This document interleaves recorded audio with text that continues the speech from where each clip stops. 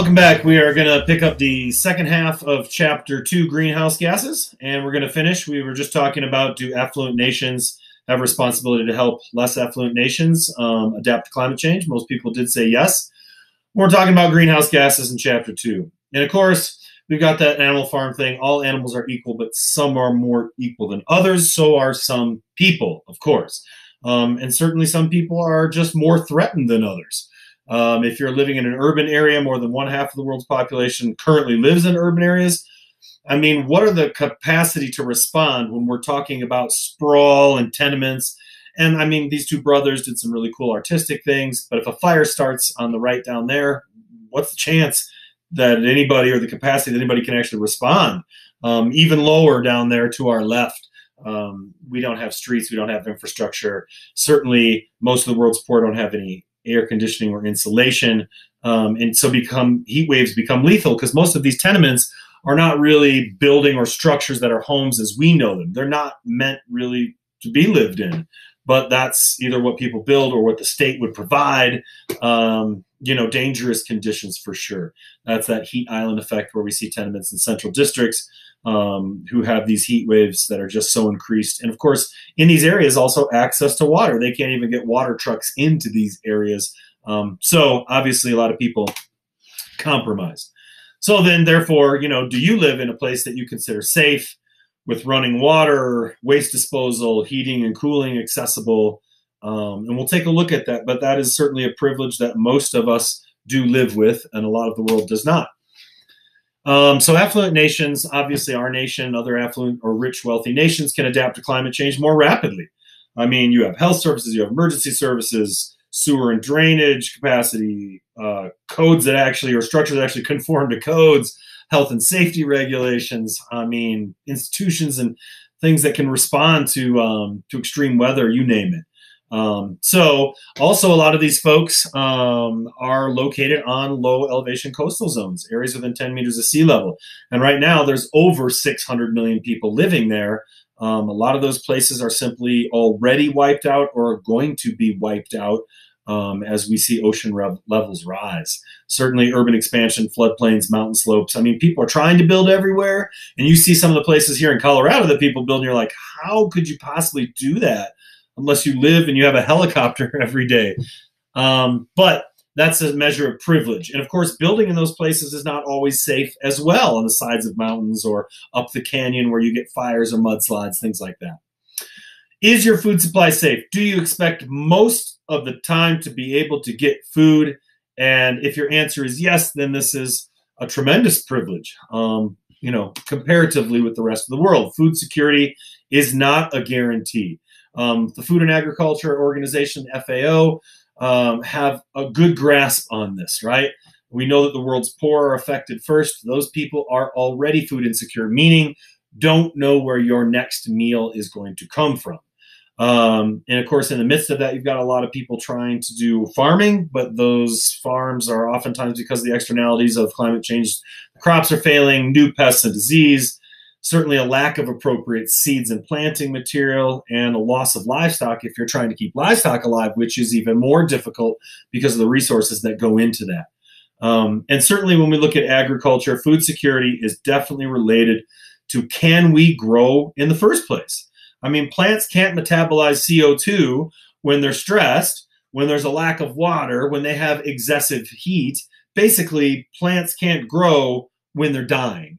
And when we have a seed that says it's a GMO seed that's drought resistant, look, 90-some% of all those failed years ago in the Midwest, where we normally don't see that kind of drought.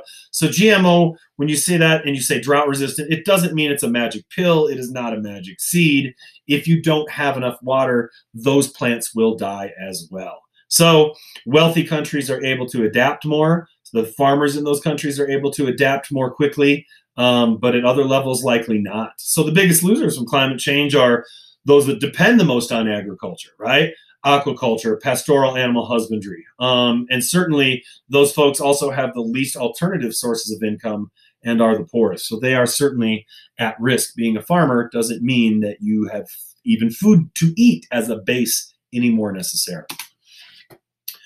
Children, women, and the elderly are at a much greater risk. Women do a lot around the world, and even more so in many of these places. Food procurement and gathering, production, protection of life and property, procurement of water, walking miles and miles every day, energy, child rearing and raising and bearing, maintaining of health standards, knowledge of medicinal plants. I do have what do the men do? But a lot of times in many of these places, they sit around and they gamble and they're not participating at the level that women and children are. And particularly women, those are also, in addition to children and the elderly, the most at risk. So loss of life in extreme weather is disproportionately higher amongst children, women, and the elderly. When looking at class, the poor were 6 times more likely than those in higher income houses to be poor, and rising temperatures equal rising disease. And we know particularly children and the elderly who have not, either your immune system's not developed fully yet and or it's compromised because you're older. Throw a pandemic in on that. And, you know, we're looking at those people are most at risk, continue to be so. Here we go. Just a good chart about women and their vulnerability to climate change. Take a look on down the line of, you know, what externalities of climate change are happening and why these folks are vulnerable. Look, we just had 500,000 people displaced the other day in the United States out of a town where fires are out of control on the West Coast, and we're losing entire parts of entire cities. Just because you are living in a city doesn't mean you're safe anymore. So when we talk about climate change refugees, we used to be talking about the rest of the world, but we're not. It's a good term to know for the exam. Populations of people that have been displaced, not but due to climate change. Obviously, most are in countries with low adaptive capacities. Look, what are the ability in these areas to even patrol and close borders? And a lot of these people, right, have long-standing problems with the countries or the folks next to them. So when we're talking about adaptation, we're talking about actions to adjust the socio-ecological systems in response to climate change to reduce the harmful effects. But adaptation is not where it's at. That's once it's here and you have to do something about it. Again, the Green New Deal or any economic platform that we put forth to invest in the environment is going to yield positive results and make money rather than trying to adapt after the fact. I mean, the developing world gets 4/5 of the refugees going to places in a country next door that also is in drought, also is under a great deal of stress, also has no resources and no opportunities. So this isn't 10 years from now. This was 10, 20 years ago in New Orleans when Katrina hit, because the government had refused time and time again to put money in to fix the levees to save these neighborhoods who are mostly poor. Not an accident. However, investing in the entire city would have not only protected wealthy folks and poor folks, but made sure that you weren't spending billions and billions and billions beyond that. So obviously, again, when we look at the word conservative or conservatism, we are not necessarily talking about political parties. Who actually conserves time, energy, money, and resources, and who does not? Obviously, competition for scarce resources. There's ethnic tensions and longstanding disputes, and socioeconomic fault lines having to do with farmers and jobs in the history of people. Going and migrating to someplace else as a refugee means that you might face even more discrimination, even more life-threatening challenges. So where do you even go in this world? Relax, it'll all be over soon. It's cool, no problem, right? Hey, when we're talking about solutions for this, and we're talking about greenhouse gases or any other chapter, what is it going to take to make action? Because we've got mitigation strategies, right? Lessening our footprint, reducing the impact that we have. That is better than adaptation. Mitigation strategies ahead of time. And we're already behind the fact, so we're not really ahead of anything. But anything that gets us closer to not being so far behind to having to adapt, right? We know the temp is rising. We know what the warming trends are. We know they have devastating impacts. So to me, as your teacher, as a sociologist, as a social scientist, I think we can all agree on this. Forget parties and political parties. Forget any of that stuff. Just right down to it. Doesn't really matter who or what we assign blame. It's either action or inaction.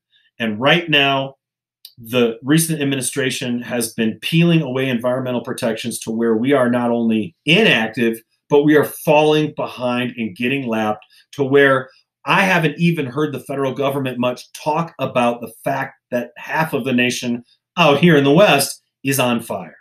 And that is a direct response to climate change, obviously. So while other people are caught up in conspiracy theories and politics, it doesn't matter to me for this class who or what we assign blame to. You either act or you don't. And here it is right here, right? The excuse, taking action is going to be cost prohibitive. Cost prohibitive, right? You got to have a planet to live on. The reality is that most analyses are exactly the opposite. Total cost of climate action plus damages, 12 trillion by 2100. The total cost of climate inaction, damages alone, 20 trillion. I mean, trillions, once you're in the trillions, does it matter? Yeah, it does. That's almost twice as much, okay? Whether it's ecological taxes, financial incentives, emissions trading, change is coming. So don't resist. And what's the point of resisting? Because again, if you are fiscally conservative like I am, if you want to save money, then ignoring what's going on with the environment is not the way to do it. You're not a genius. You're not playing the right side of the political or economic card. You're just not paying attention. It is worth the investment to the tune of trillions and trillions and trillions of dollars. I mean, look, science is going to help get us out of this, right? And science is what we need to move forward as we look at economic models. So have we had a major success in fixing the environment? We know that we have with chlorofluorocarbons, but we don't necessarily think we have. So we introduce a big topic here, which is stabilization triangles and wedges. We look at how we can cut off the level of our emissions. How can we keep the emissions flat instead of climbing? Okay, but wedges can take different forms. They can be behavioral changes, what you do at home, zero emission technology, wind and solar. And look, solar energy isn't perfect, but once the sun is done, we're all done. So I think we can rely on solar, right? Building carbon storage capacity sinks, natural or artificial ones, carbon capture and storage, coal plants or even waste treatment plants or waste plants, like the landfill here, can be equipped to do that. We can't afford to wait. And so you see this here, right? You try and find a flat path. Maybe that's a law. I mean, seatbelts save lives, masks save lives. Make a law. When you make a law or when you have that, then you can try and get yourself, that's a wedge from being on this current ramp. And we're going towards tripling our CO2 emissions. It's not restrained, right? It's happening at a rate that is increasing as well. If we can take this path of emissions and drive several wedges in it, that's what we need to do, okay? However many wedges you needed a while ago when this idea was first introduced in 2004, you're going to need more of them the longer you go. So more behaviors to stem CO2 emissions the longer you go without doing anything. That makes sense. Green building is huge. Look, if you put in 0 to 2% for cost overall, you will make a life cycle of 20% in savings. Again, money to be made because we know that the building sector consumes a lot of energy, right? And natural lighting makes people happy. We've done studies on students and school performance and satisfaction and payoff in the workplace as far as productivity. Passive solar needs to be a thing right now. You could build every place with passive solar. And we looked at a couple different high schools in Fort Collins in the textbook, and really the one that wasn't like designed from the start to be able to save the most money because of being sustainable, just the one that had people shut off lights at night when the custodial services weren't in that part of building, closing windows, things like that, being mindful with your use of resources, saved even more money. So it creates billions of dollars. It creates tons of jobs. Here are some links to solutions. That wraps up chapter 2. And I'm going to go this way all semester, meaning let's look at the facts. Let's look at how much money we could save, because you already know that it's going to turn out in a positive way for you, your life, the environment, to be prepared. How prepared are we for a pandemic or forest fires, you name it, when we keep cutting funds instead of and adapting instead of looking at mitigation ahead of time? So we can do this. You got it. Be good people and do good things. Take care.